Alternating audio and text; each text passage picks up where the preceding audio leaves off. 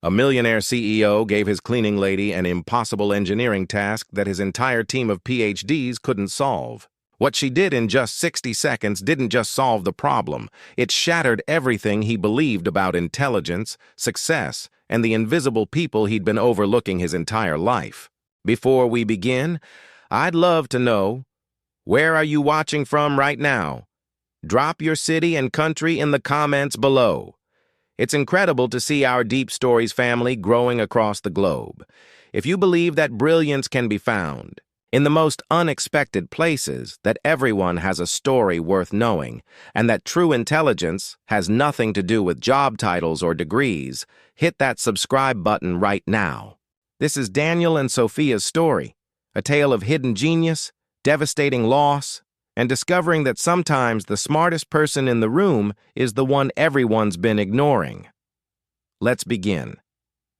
Daniel Cross had built his tech empire on one unshakable belief, that brilliance belonged exclusively to those with the right degrees, the right backgrounds, and the right pedigree. At 42, he was the kind of CEO who commanded a room just by walking into it. Sharp jawline, perfectly tailored suits that cost more than most people's monthly rent, and eyes that could dissect a business proposal in seconds. He was ruthless, demanding, and had a particular hobby that absolutely terrified his employees: the impossible challenge.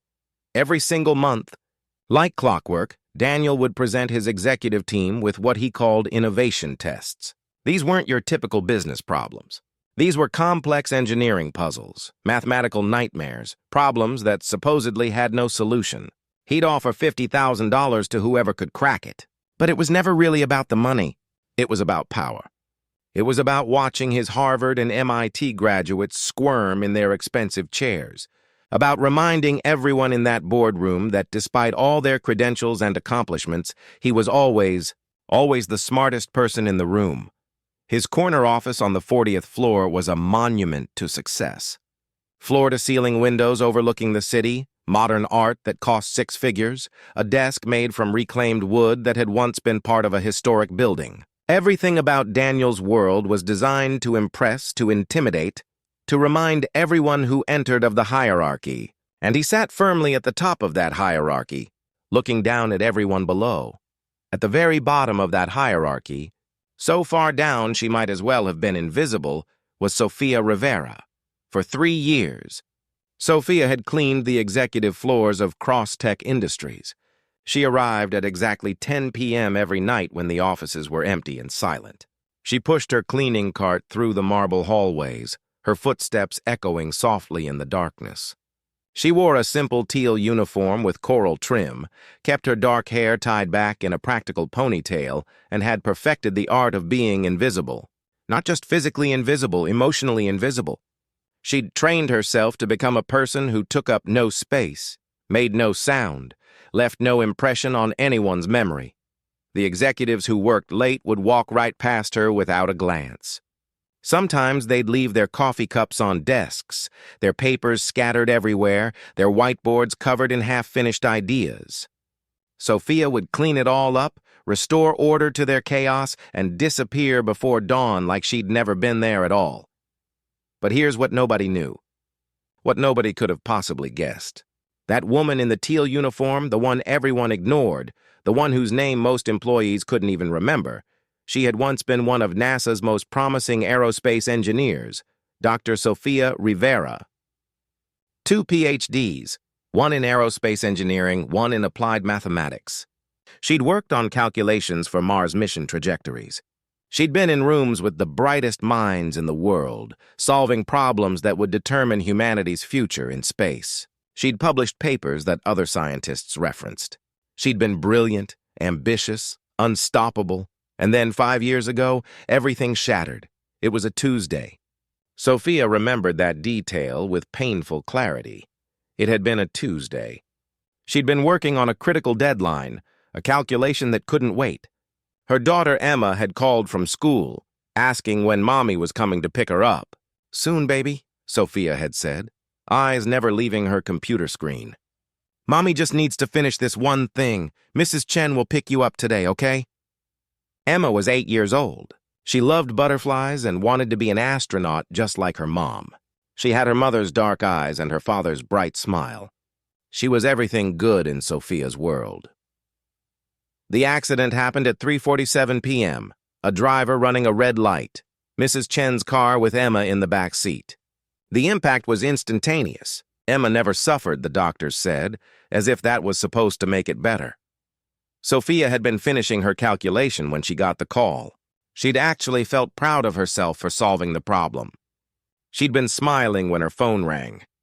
The guilt was suffocating. It pressed down on Sophia's chest every single day, making it hard to breathe. She couldn't look at equations without seeing Emma's face. She couldn't step into a laboratory without hearing that last phone call, Emma's little voice saying, "I love you, Mommy," before hanging up. She couldn't be the brilliant Dr. Rivera anymore because Dr. Rivera had chosen work over her daughter, and her daughter had died because of that choice. So Sophia walked away from everything. From NASA, from her research, from colleagues who called her a genius. She walked away from the career everyone had predicted would change the world. She took the first job that required nothing from her mind, just her hands, just her silence, just her presence. She needed to disappear. She needed to become no one. She needed to punish herself by erasing the person. Daniel's challenge this month was different. He'd been particularly smug when he presented it to his executive team, that self-satisfied smile playing at the corners of his mouth. It was an optimization problem for their new satellite communication system, a way to reduce latency by 30% without increasing power consumption. Every industry expert Daniel had consulted said it was theoretically impossible. The laws of physics simply didn't allow for it, and that's exactly why Daniel loved it. He wanted to watch his expensive team of geniuses bang their heads against an impossible wall. For 2 entire weeks, his team had tried everything. His chief technology officer, Marcus Chen, who had graduated at the top of his class from Stanford and had 3 patents to his name, had burned through 3 different assistants and countless sleepless nights. He'd filled 11 whiteboards with calculations, crossed them all out, and started over at least 6 times. His lead engineer, Dr. Rebecca Walsh, who'd been personally poached from SpaceX for an absolutely obscene salary, had run simulation after simulation. She'd tried 17 different approaches, consulted with former colleagues, even reached out to professors from MIT. Nothing worked. The rest of the team wasn't doing any better. They'd brought in consultants. They'd pulled all-nighters. They'd ordered enough coffee to keep a small country awake for a month.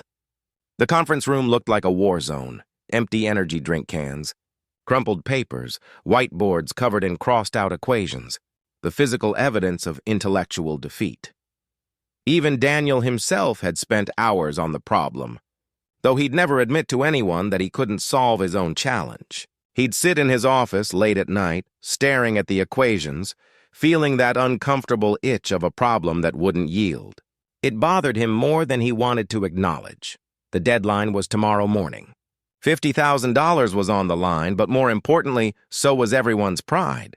Daniel had made it crystal clear during the kickoff meeting that whoever solved this challenge would be promoted to Vice President of Innovation, a position that came with a corner office, a massive raise, and the kind of prestige that could define a career. But he'd also made it equally clear that anyone who failed to even come close, who couldn't show meaningful progress, would be updating their resume and looking for work elsewhere. The pressure was crushing. You could feel it in the air on the 40th floor. Executives who normally exuded confidence looked haggard and desperate. People who'd once bragged about their degrees and accomplishments now looked small and defeated. By 9 p.m. on that final night, the executive floor was finally mercifully empty. Marcus had left at 8:45, his shoulders slumped in defeat. Rebecca had stayed until 9, making one last desperate attempt before finally giving up and going home. The rest of the team had scattered throughout the evening, each one trying to pretend they weren't worried about their jobs. Daniel had left at 8, disappointed, but secretly, privately satisfied. If his best people couldn't solve it, people he was paying obscene amounts of money, people with walls full of degrees and awards, then it truly was impossible. And being the only one who could solve impossible problems, even if he couldn't solve this particular one, was what kept him on top. The mystique of impossibility served him just as well as actual solutions. The whiteboards in the main conference room were covered in crossed-out equations, circled dead ends, arrows pointing to abandoned theories. It looked like the aftermath of an intellectual battle, and everyone had lost. Sophia arrived at her usual time, 10 p.m. exactly. She badged in through the service entrance, collected her cleaning cart from the supply closet, and began her nightly rounds. She'd developed a precise routine over 3 years. Start with the break rooms, then the individual offices, then the conference rooms, finish with the executive suite. Every night the same pattern, the same movements, the same invisible presence. She pushed her cart past the main conference room, and as always, she glanced briefly through the glass walls at the whiteboards inside. She'd watched this particular problem develop over the past 2 weeks. She'd seen it evolve from a simple statement of the challenge to increasingly desperate attempts at solutions. She'd watched the equations grow more complex, more convoluted, as the team threw everything they had at the problem. Tonight, she could see the final state of their efforts. It looked hopeless. The whiteboards were full, but nothing connected. Nothing flowed. It was just noise, intelligent noise, certainly. These were smart people making educated attempts, but it was still just noise. Sophia was about to move on when she noticed something. A coffee cup on the conference table. Just one, left behind by someone too exhausted to remember basic cleanup. Company policy was strict. All food and beverage waste had to be removed nightly for health and safety reasons. The conference room was technically off limits during active projects, but that cup meant she had to go in. She unlocked the door with her master key, stepped inside, and the automatic lights flickered on, flooding the room with harsh fluorescent brightness. She picked up the coffee cup, still half full, cold, probably Marcus's based on the lipstick stain that definitely wasn't, and turned to leave. That's when she saw it. Really saw it. The problem in its entirety, spread across 4 different whiteboards like a story told in mathematical language. And in that single instant, with the cold coffee cup still in her hand, Sophia saw exactly what everyone had missed. It wasn't that the solution was complicated. It wasn't that it required some brilliant leap of logic or some advanced calculation that only a genius could perform. It was much simpler than that. They were approaching the problem from the wrong direction entirely. Everyone had been treating it as an optimization problem, trying to make the existing system more efficient. But it wasn't an optimization problem at all. It was a structural problem. The latency wasn't something to be reduced within the current framework. The latency existed because of the framework itself. You didn't need to optimize the system. You needed to fundamentally restructure how the system worked in the first place. Sophia stood there, coffee cup in hand, staring at weeks of failed calculations, and saw the answer with perfect clarity. It was so obvious, so breathtakingly obvious. How had an entire room full of brilliant people missed something so fundamental? Her hand moved before her mind could stop it. Before she could remember who she was now, before she could remember that she was nobody, that she'd given up the right to solve problems 5 years ago, she set down the coffee cup, picked up a dry erase marker from the tray, and stepped up to the whiteboard. For the first time in 5 years, Dr. Sophia Rivera allowed herself to think like an engineer again. Sophia didn't write much. She didn't need to. The beauty of truly elegant solutions is their simplicity. In the empty corner of the main whiteboard, in the space everyone else had left blank because they'd run out of ideas, she wrote 4 lines of equations, just 4 lines. Clean, precise, elegant. Her handwriting was different from the aggressive scrawls of the executives who'd been working on this problem. Their writing looked violent, desperate, full of crossed-out mistakes and frustrated revisions. Sophia's writing was calm, confident, almost beautiful in its mathematical simplicity. The first line established the new structural framework, not optimizing the existing system, but reimagining how data packets could be routed entirely. The second line showed the calculation for reduced latency under this new structure. The third line demonstrated that power consumption would actually decrease, not stay the same, because the new routing was fundamentally more efficient. The fourth line proved that the whole thing was scalable across their entire satellite network. 4 lines. That's all it took, 60 seconds. That's how long she stood there, marker in hand, writing out the solution that had eluded a team of PhDs for 2 solid weeks. When she finished, Sophia stepped back and looked at what she'd written. She felt something she hadn't felt in 5 years, that quiet, profound satisfaction of a problem solved. That moment of clarity when chaos becomes order, when the impossible becomes possible, when your mind touches something true and real and beautiful. For 60 seconds, she wasn't the broken woman who'd lost her daughter. She wasn't the ghost pushing a cleaning cart through empty hallways. She was Dr. Sofia Rivera again, and she was brilliant, and it felt like coming home after a long, painful exile. Then reality crashed back like a wave of ice water. What had she done? She'd broken protocol by writing on a client whiteboard. She could be fired for this. 3 years of reliable, invisible work, destroyed in 60 seconds because she couldn't help herself. But more than that, much more than that, she'd exposed herself. Someone would see these equations tomorrow morning. Someone would wonder who had written them. Her invisibility, her carefully constructed anonymity, the safe little world she'd built where nobody expected anything from her, all of it was at risk. Sophia's heart started pounding. Her hands were shaking. She should erase this right now. She should wipe the whiteboard clean, throw away the coffee cup, lock the door, and pretend she was never here. She could protect her invisibility. She could stay safe, but she couldn't bring herself to do it. She stood there, marker still in her hand, staring at those 4 lines of equations, and some small part of her, the part that had been silent for 5 years, needed this solution to exist in the world. Even if it was anonymous, even if no one ever knew it was her, after 5 years of silence, after 5 years of being nobody, she needed to have solved one problem, just one. Sophia capped the marker carefully and placed it back exactly where she'd found it. She picked up the coffee cup, checked to make sure she hadn't disturbed anything else, and backed toward the door. She took one last look at the whiteboard, at those 4 lines that proved she was still capable of brilliance, even if she'd never claim credit for it. Then she turned off the lights, locked the door behind her, and continued her rounds as if nothing had happened. But her mind was racing. Her carefully maintained numbness was cracking. She felt anxious and alive in a way she hadn't felt in years, and she wasn't sure if that was good or terrifying or both. Sophia finished her shift in a fog of anxiety and regret, and something else she couldn't quite name.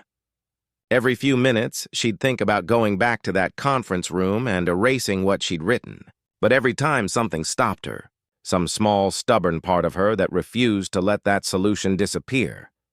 She cleaned the break rooms, emptied the trash cans, vacuumed the hallways, all on autopilot while her mind churned. What would happen tomorrow? Would they trace it back to her? Would they fire her? Would they ask questions she didn't want to answer? She clocked out at 6 a.m., just as the first early bird executives were arriving for the deadline meeting. Sophia kept her head down, pushed her cart toward the service elevator, and disappeared. The sun was rising as she left the building, painting the sky in shades of pink and orange. She barely noticed. She drove home in a daze, took a shower, and lay in bed staring at the ceiling, wondering if she'd just destroyed the safe, small life she'd built. Meanwhile, back at Crosstech Industries, the executive floor was coming to life. Marcus Chen arrived at 7 a.m., 2 hours before the official deadline meeting, carrying his laptop and wearing the same clothes from yesterday. He hadn't slept. He'd spent the entire night at home, running simulations that went nowhere, trying to squeeze out even a 5% improvement so he could show Daniel something, anything that proved he'd tried his best. Rebecca Walsh arrived at 7:15, also looking like she hadn't slept. She'd had actual nightmares about this problem. In one dream, she'd been standing in front of Daniel trying to explain why she'd failed, and the numbers on the whiteboard had turned into laughing faces mocking her. By 7:30, the entire team had assembled in the conference room, all of them wearing expressions of defeat. They were preparing their excuses, their explanations for why the problem was truly impossible, their desperate pitches for why they should keep their jobs despite failing, and that's when Marcus, who'd been pacing near the windows trying to rehearse what he was going to say to Daniel, happened to glance at the main whiteboard. He stopped mid-step. His rehearsed speech died on his lips. He just stared. He said, his voice strange. "Guys, what is this?" Rebecca looked up from her laptop. "What is what?" Marcus pointed at the whiteboard, his hand actually trembling slightly. "This in the corner. These equations. Did one of you work on this last night?" The entire team turned to look. There, in the corner of the whiteboard, were four.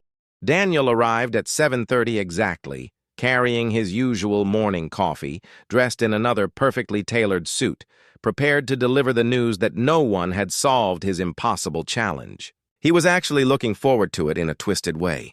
He'd already drafted the speech in his mind, something about the importance of knowing one's limitations, about how true strength comes from acknowledging when you're outmatched. But when he walked into the conference room, something was immediately wrong. His team wasn't sitting around the table looking defeated.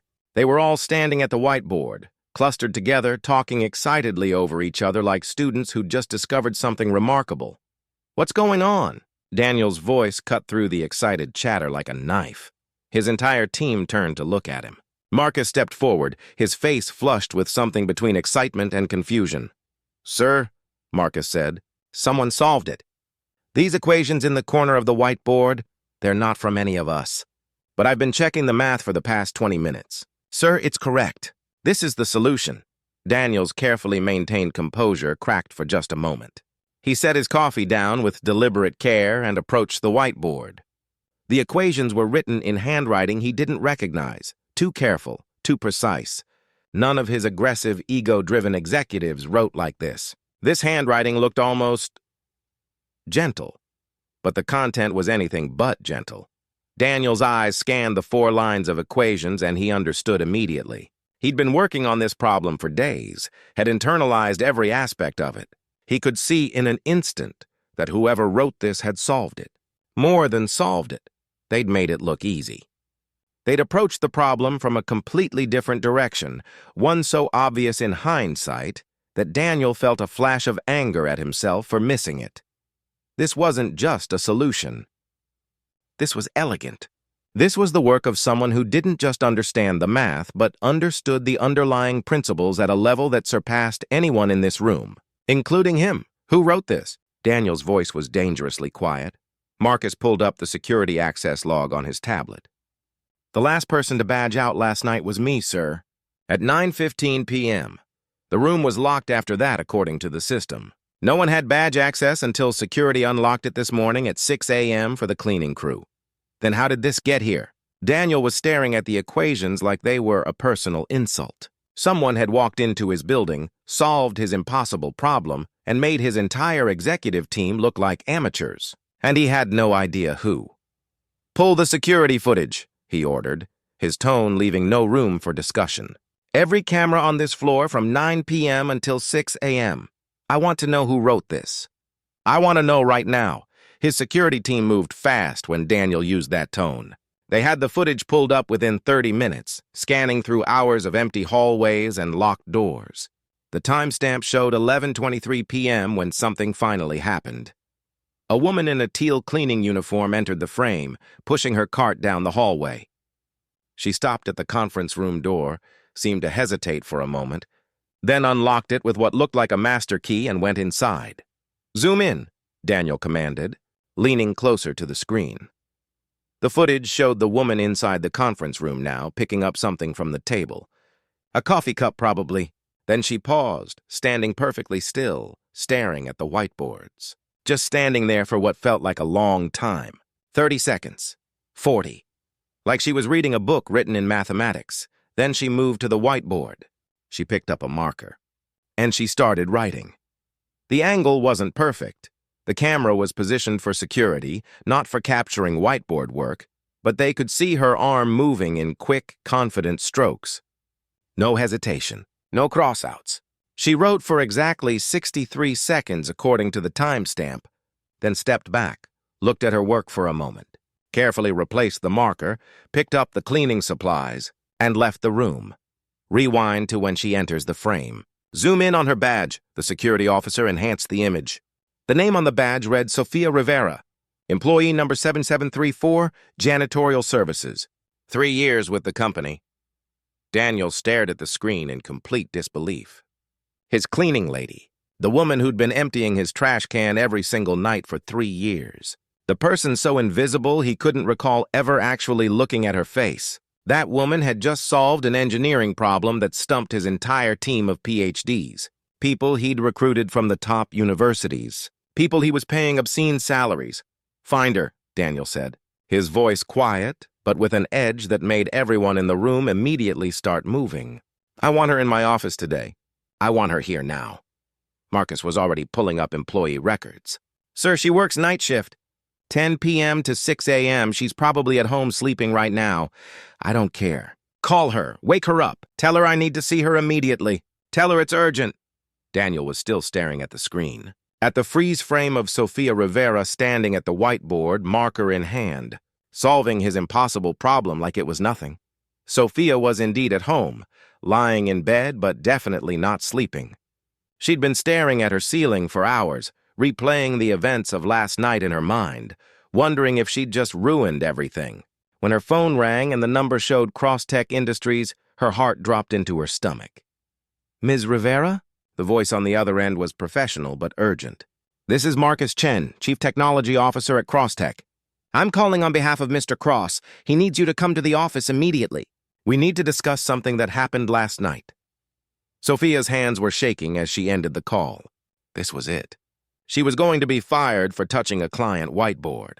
3 years of invisible, reliable work, destroyed in 60 seconds because she couldn't help herself. Because she'd let herself be Dr. Rivera for one brief moment instead of staying nobody. She got dressed in her civilian clothes, jeans and a simple blouse, nothing fancy. She'd never been in the Crosstech building during daylight hours before. Everything looked different in natural light, brighter, more intimidating. She arrived at noon, her stomach churning with anxiety. The receptionist at the main desk gave her a visitor badge like she didn't work here, like she was a guest, and directed her to the 40th floor. The 40th floor. The executive suite, the domain of people with corner offices and expensive suits and walls covered in degrees. Sofia had cleaned these halls for 3 years, but always in darkness, always when they were empty. Now they were full of people in business attire, everyone looking important and purposeful, and she felt completely out of place in her jeans. The elevator ride felt endless. When the doors opened, Daniel's assistant was waiting. She was young, perfectly put together, wearing a suit that probably cost more than Sofia's monthly rent. "Miss Rivera, Mr. Cross is expecting you. Please, follow me." They walked down a hallway Sofia had pushed her cart through hundreds of times. But in daylight, with people actually present, it felt like a completely different place. They stopped at a door at the very end, solid wood, probably mahogany, with a nameplate that read, "Daniel Cross, Chief Executive Officer." The assistant knocked once, then opened the door. "Ms. Rivera is here, sir." Daniel's office was exactly what Sofia expected. Massive, intimidating, designed to make visitors feel small. Floor-to-ceiling windows overlooking the city. Modern art on the walls. A desk the size of a small car. And behind that desk, standing with his back to the door, looking out at the city, was Daniel Cross himself. He didn't turn when she entered. "Sit down, Miss Rivera." His voice was cold, controlled. This was the voice of someone who was used to being obeyed instantly. Sofia sat on the edge of the leather chair facing his desk, hands clasped in her lap, waiting for the termination speech she knew was coming. Daniel finally turned to face her. He was tall, mid-40s, wearing a suit that probably cost $5,000. His expression was unreadable, not quite angry, but definitely not friendly. "Last night," he said slowly, "you entered the executive conference room. You wrote equations on the whiteboard, equations that solved a problem my entire team of PhDs and industry experts couldn't crack in 2 weeks. Equations that are, according to my chief technology officer, some of the most elegant solutions he's ever seen." Sofia kept her eyes down. "I'm sorry. I shouldn't have touched the whiteboard." It won't happen again. There was a long pause. Then Daniel's voice came again, and this time there was something different in it. Confusion, genuine puzzlement. That's what you're apologizing for? Touching the whiteboard. Sophia looked up, meeting his eyes for the first time. She saw genuine confusion there and something else. A crack in his carefully maintained arrogance. Like he'd encountered something he couldn't understand and it was throwing off his entire worldview. "Ms. Rivera," Daniel said, moving closer to his desk but not sitting down. "I don't care about the whiteboard. I want to know how you solved a problem that shouldn't have been solvable. I want to know how a cleaning lady walks into a room and, in 60 seconds, accomplishes what my million-dollar team couldn't do in 2 weeks." The way he said cleaning lady wasn't quite an insult, but it wasn't respectful either. It was said like someone trying to reconcile two incompatible facts, like someone's entire understanding of the world was being challenged by reality. Sophia took a breath. This was the moment. She could lie. She could make something up. She could protect her invisibility, keep her safe little world intact, or she could tell the truth and let that world shatter completely. "I saw the error in your team's approach," she said quietly, her voice steady despite the anxiety churning in her stomach. "They were treating it as an optimization problem when it's actually a systems integration problem. The solution isn't about doing more with less. It's about restructuring the entire framework to eliminate the latency bottleneck at the source. Once you understand that, the equations are straightforward." Daniel sat down slowly in his chair, never breaking eye contact. "You talk like an engineer." "I was an engineer," Sophia said. "A long time ago. What kind of engineer solves satellite communication problems in 60 seconds while cleaning an office at midnight?" And there it was. The question she'd known was coming. The question that would force her to either lie or reveal everything she'd spent 5 years trying to hide. Sophia met his gaze directly. "The kind who used to work for NASA." The silence in Daniel's office was absolute. He was staring at Sophia like she'd just spoken in a language he didn't know existed. His carefully constructed composure had completely crumbled. He looked genuinely shocked, which Sophia suspected didn't happen often to a man like Daniel Cross. "NASA," he repeated slowly, like he was testing the word in his mouth to see if it was real. "You worked for NASA?" "Yes." "Doing what exactly?" "Aerospace engineering. Applied mathematics. I worked on Mars mission trajectory calculations and satellite system optimizations for 5 years. Before that, I completed my doctorate at Caltech." Daniel leaned back in his chair, processing this information. "You have a doctorate, 2, actually. Aerospace engineering and applied mathematics. You have 2 PhDs, Daniel said, and his voice had changed from cold authority to something else entirely. Confusion mixed with a reluctant respect. "And you've been cleaning my office for 3 years?" "Yes." "Why?" That was the question Sophia had known was inevitable. The question she'd been dreading. "Because how do you explain to a stranger why you threw away everything you'd worked for? How do you tell someone about the worst moment of your life without falling apart?" "Because I needed to disappear," Sophia said, her voice barely above a whisper. "Because 5 years ago I made a choice that cost my daughter her life, and I couldn't be Dr. Rivera anymore. I couldn't be the person who valued equations and calculations and career achievements. I needed to become someone simple, someone who couldn't hurt anyone with her ambition." Daniel's expression shifted. The arrogance that usually armored him fell away completely, replaced by something that looked almost like understanding. "What happened?" Sophia took a shaky breath. She hadn't talked about this, really talked about it, in 5 years. But something about this moment, about sitting in this intimidating office with this powerful man who was looking at her like she was actually a person and not just an invisible service worker, made the words come. I was working on a critical deadline. A calculation that absolutely had to be finished that day. At least, that's what I told myself. My daughter Emma called from school. She was 8. She wanted to know when I was picking her up. I told her I'd be there soon, that I just needed to finish this one thing. I asked our neighbor to pick her up instead. Sophia's voice was steady, but her hands were clenched so tight in her lap that her knuckles had turned white. There was an accident. A driver running a red light hit Mrs. Chen's car. Emma was in the back seat. The impact was instantaneous. She never suffered. That's what the doctors told me, as if that was supposed to make it better. As if knowing she didn't suffer would somehow erase the fact that she died because I chose work over her. Daniel didn't say anything. He just listened, and there was something in his expression that Sophia couldn't quite read. Not pity exactly. Something deeper than that. I was finishing my calculation when I got the call, Sophia continued. I'd actually solved the problem I was working on. I remember feeling proud of myself for figuring it out. I was smiling when my phone rang. And then my entire world ended. She looked up at Daniel and her eyes were dry but filled with a pain that time hadn't diminished at all. The guilt was suffocating. It still is. I couldn't look at equations without seeing Emma's face. I couldn't step into a laboratory without hearing her voice on that last phone call saying, "I love you, Mommy," before hanging up. I couldn't be Dr. Rivera anymore because Dr. Rivera had chosen work over her child, and her child had died because of that choice. "So you walked away from everything," Daniel said quietly. "I walked away from NASA, from my research, from colleagues who called me a genius and predicted I'd change the world. I walked away from the person I'd been my entire adult life because I couldn't be her anymore. That person had failed in the most important way possible." Sophia's voice grew stronger, more determined. "I took the first job that required nothing from my mind, just my hands and my silence. I needed to disappear. I needed to become no one.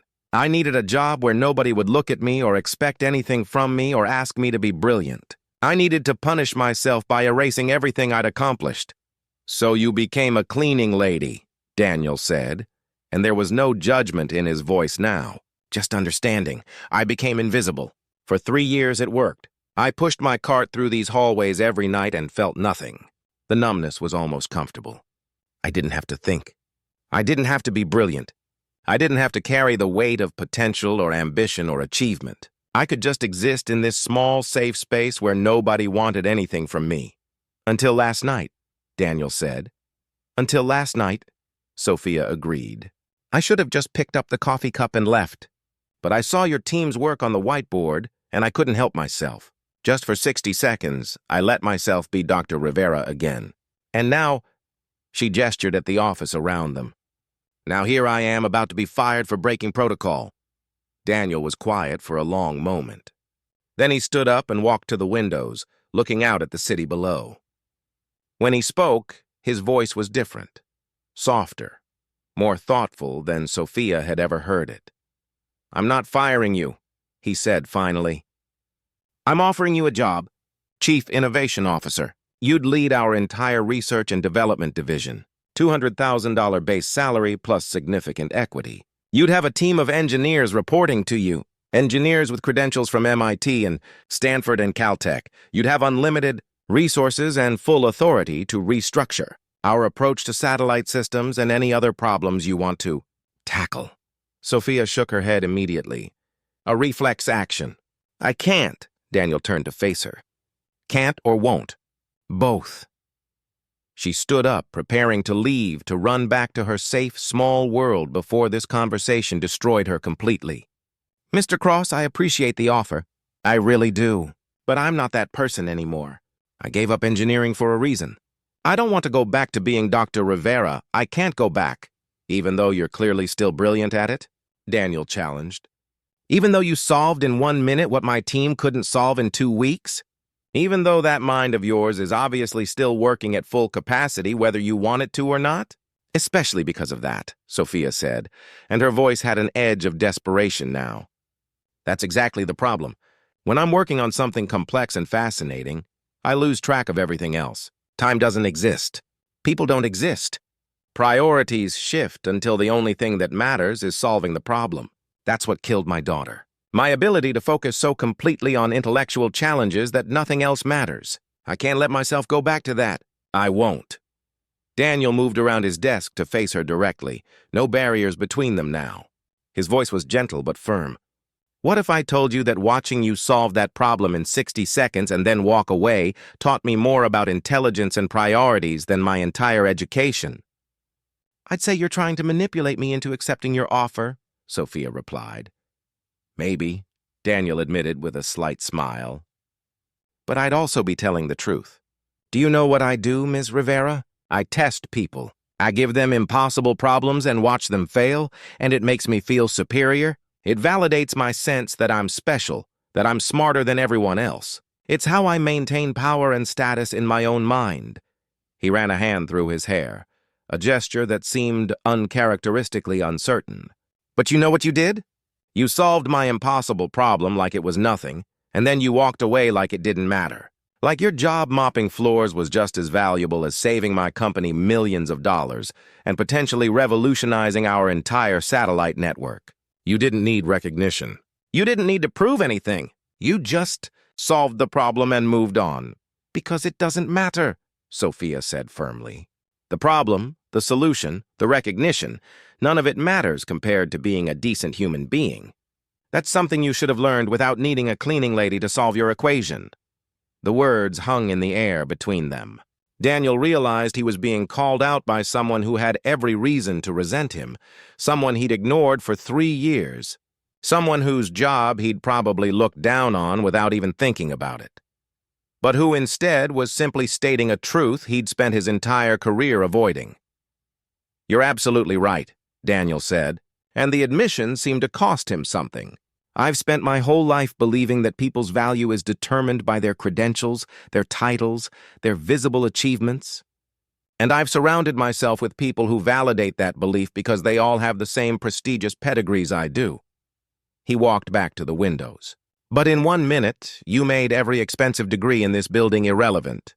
Not because you're smarter than everyone else, though you clearly are, but because you see problems differently. You don't have the ego investment that comes with needing to be the smartest person in the room. You solved the problem because that's what your mind does naturally. Not because you needed to prove something. Sophia remained standing by the chair, uncertain where this conversation was going, uncertain what Daniel Cross wanted from her. I don't want you to be Chief Innovation Officer, Daniel continued, turning back to face her. I don't want you to run a team or sit in meetings or play corporate politics. I want you to be exactly what you are, someone who can see things clearly because you're not caught up in hierarchy or prestige or career advancement. But I also don't want you emptying trash cans when you could be solving problems that actually matter. I don't want to change the world, Sophia said quietly. I just want to survive each day without hurting anyone, without losing myself in work again, without making the same mistakes that cost me everything. What if you could do both? Daniel's voice was gentler now, almost kind. What if there was a way to use your gifts without letting them consume your life? What if you could choose to engage with problems that matter on your own terms, with boundaries that you define and control? For the first time, Sophia hesitated. The wall she'd built around herself for 5 years, the protective numbness, the deliberate invisibility, the absolute refusal to be brilliant again, was cracking. Not because Daniel was offering her money or prestige or validation, but because he was offering her something she hadn't realized she needed. Permission to be brilliant without being destructive. Permission to use her gifts without losing her humanity. I would need rules, she said slowly, testing the words as she spoke them. Strict boundaries. No working past 6 p.m. ever. No taking work home. No canceling personal plans for professional deadlines. No sacrificing human connection for achievement. If I feel myself slipping back into old patterns, I walk away immediately. No arguments, no negotiations, no guilt trips. Done, Daniel agreed without hesitation. All of it, and I don't want to be in charge of people. I don't want to manage anyone or be responsible for their careers or have anyone depending on me for direction.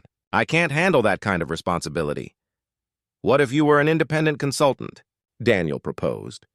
You work on specific problems as they arise, but you're not embedded in daily operations. You maintain complete autonomy. You decide when to engage and when to step back. You're not part of the hierarchy. You're outside it. Sophia considered this. It wasn't what she'd expected. It wasn't the all-or-nothing choice she'd thought she would have to make. It was something in between. A way to be Dr. Rivera sometimes, in controlled doses, without letting that identity consume her entire life again. But could she trust herself? Could she trust that she wouldn't fall back into the same patterns that had destroyed her life before? Why are you doing this? Sophia asked, studying Daniel's face for any hint of manipulation or hidden agenda. You could hire someone with an active engineering career, someone who's still publishing papers and attending conferences, someone without all my baggage and trauma and broken pieces. Why would you want me? Daniel smiled, and it was the first genuine, unguarded smile Sophia had seen from him. It transformed his entire face, made him look younger and more human. Because watching you solve an impossible problem and then walk away from recognition taught me something I desperately needed to learn, he said honestly. That brilliance without humanity is just ego. That intelligence without empathy is just loneliness wearing an expensive suit. That all my credentials and achievements and carefully cultivated superiority complex are meaningless if I can't see the value in people who don't fit my narrow definition of worth. He extended his hand across the desk. Work with me, Sophia. Not for me, with me. Help me build something that actually matters, in a way that doesn't cost you everything you care about. Help me create a company where intelligence and humanity aren't in conflict, where success doesn't require sacrificing who you are. Sophia looked at his outstretched hand for a long moment. 5 years ago, she'd walked away from everything because she couldn't face who she'd become. She'd convinced herself that brilliance and humanity were incompatible, that using her gifts meant abandoning her values, that she had to choose between being smart and being good. Now she was being offered a different path, not a return to who she was before Emma died, but a chance to become someone new, someone who could be brilliant without being consumed, someone who could solve problems without losing sight of what truly mattered. She thought about Emma, about what her daughter would want for her. Emma had loved hearing about her mom's work at NASA. She'd been so proud when Sophia explained complex problems in simple terms. She'd wanted to be an astronaut herself someday. Would Emma want her mom to spend the rest of her life hiding in the shadows, punishing herself, refusing to use the gifts she'd been given? Or would Emma want her to find a way to honor both her intelligence and her humanity? Sophia knew the answer. She'd always known the answer. She just hadn't been ready to accept it until now. She took Daniel's hand. His grip was firm but not aggressive. Okay, she said, her voice steady. But the moment I feel myself slipping back into old patterns, the moment work starts to matter more than life, I walk away. No questions, no negotiations, no attempts to convince me otherwise. Deal, Daniel said. Welcome to CrossTech, Dr. Rivera. Your first project is teaching my executive team how you think. Not what you know. I can hire people who know things. I want you to teach them how to see problems differently, how to question assumptions, how to value insight over credentials. As Sophia left his office that afternoon, she felt something she hadn't felt in 5 years. Not happiness, exactly. The grief over Emma would never truly disappear. But hope. The quiet, cautious hope that maybe, just maybe, she could find a way to live that honored both who she'd been and who she'd become. Daniel watched her go, and for the first time in his career, he understood something profound. The smartest person in his building had been invisible for 3 years because he'd never learned to look beyond credentials and titles, because he'd never understood that intelligence comes in many forms, and that brilliance can be found in the most unexpected places. Over the following weeks, Sophia started working with CrossTech's engineering team. She didn't lead them. She'd been firm about that boundary. Instead, she would come in 3 days a week, from 10 a.m. to 4 p.m., strict hours that she never violated. She'd look at whatever problem they were stuck on, ask questions that seemed simple but weren't, and help them see solutions from unexpected angles. The team was skeptical at first. These were people with advanced degrees and years of experience. Who was this quiet woman in casual clothes to tell them how to approach problems? But within 2 sessions, that skepticism transformed into respect. Sophia had a gift for understanding not just the technical aspects of a problem, but the human thinking patterns that created obstacles. Marcus Chen, the CTO who'd first discovered her solution, became one of her strongest advocates. She doesn't just solve problems, he told Daniel. She teaches us to think differently, to question our assumptions, to value insight over complexity. I've learned more from her in a month than I learned in my entire PhD program. Daniel found himself watching Sophia work with genuine fascination. She was nothing like the aggressive, competitive engineers he usually hired. She listened more than she spoke. She asked questions instead of making pronouncements.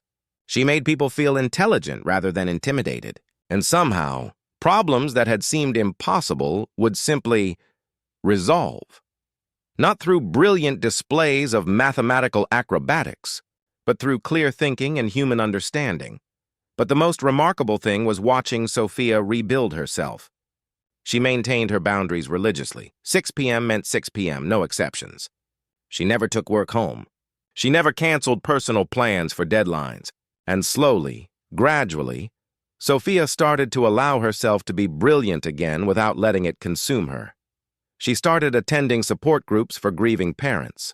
She reconnected with old friends from Caltech who'd respected her decision to step away but were thrilled to have her back in their lives. She even started volunteering at a local school, helping kids with science projects, teaching them that being smart didn't mean you had to sacrifice everything else. One evening, 6 months after that first conversation in Daniel's office, Sophia was leaving Crosstech headquarters when Daniel caught up with her in the lobby. "Do you have a minute?" he asked. "I wanted to show you something." He led her back to the conference room where everything had started. The whiteboards had been cleaned and rewritten dozens of times since that night, but Daniel pointed to the corner where Sophia had written her solution. "We've kept it," he said. "I had it photographed and framed. It hangs in our innovation lab now, not because of the solution itself, though we've made millions from implementing it, but because of what it represents." Sophia looked at the photograph of her 4 lines of equations, preserved forever. "It represents the moment I learned to see people I'd been ignoring," Daniel continued. "The moment I understood that intelligence isn't about credentials or titles, that the most valuable people are sometimes the ones we overlook because they don't fit our narrow expectations. You changed more than just our satellite systems, Sophia. You changed how I see the world." Sophia smiled, and it was genuine. "And you gave me back something I thought I'd lost forever, the ability to be brilliant without losing my humanity. To use my gifts without sacrificing everything else." They stood there for a moment, 2 people who'd both been transformed by an unexpected encounter in the middle of the night. "Thank you," Sophia said quietly, "for seeing me, for giving me a chance to find balance, for understanding that brilliance doesn't have to come at the cost of everything else." "Thank you," Daniel replied, "for teaching me that sometimes the smartest thing you can do is walk away from the need to be the smartest person in the room. That real intelligence includes knowing what matters and what doesn't." As Sophia walked out of Crosstech that evening, she thought about Emma. She thought about the little girl who'd wanted to be an astronaut, who'd been so proud of her brilliant mom. And she knew, really knew, in the deepest part of her heart, that Emma would be proud of who she'd become. Not just because she was using her gifts again, but because she'd learned to use them wisely, to value life over achievement, to be brilliant without losing sight of what truly mattered. Sometimes the most valuable people are the ones we overlook. Sometimes genius wears a cleaning uniform and works night shifts in empty hallways. Sometimes the impossible problem isn't the equation on the whiteboard. It's learning to see the humanity in everyone around us, regardless of where they sit in the hierarchy we've created. And sometimes, finding your way back to yourself means learning that you don't have to choose between being brilliant and being human. You can be both. You just need the courage to set boundaries, the wisdom to know what matters, and the grace to forgive yourself for past mistakes. Sophia had found that balance. And in doing so, she'd taught everyone around her that true intelligence includes understanding that every person has value, every job has dignity, and every life contains hidden depths. We'll never see if we don't take the time to look. What did you think of Daniel and Sophia's story? Rate it from 0 to 10 in the comments below. My favorite moment was when Sophia told Daniel that brilliance without humanity is just ego. That one line completely captured the heart of this entire story. What was your favorite moment? Have you ever been overlooked because of your job title or position? Or maybe you've overlooked someone else's brilliance because of assumptions you made. Share your experience in the comments. I'd love to hear your stories. And if this tale of hidden genius, second chances, and learning to balance brilliance with humanity touched your heart, Subscribe to Deep Stories for more emotional narratives that remind us to see the value in everyone we meet. We publish new stories 3 times every week, stories that challenge how we see the world and the people in it. Remember, sometimes the smartest person in the room is the one everyone's been ignoring. Sometimes genius is invisible until we take the time to truly see. Thank you for being part of our Deep Stories family. See you in the next one.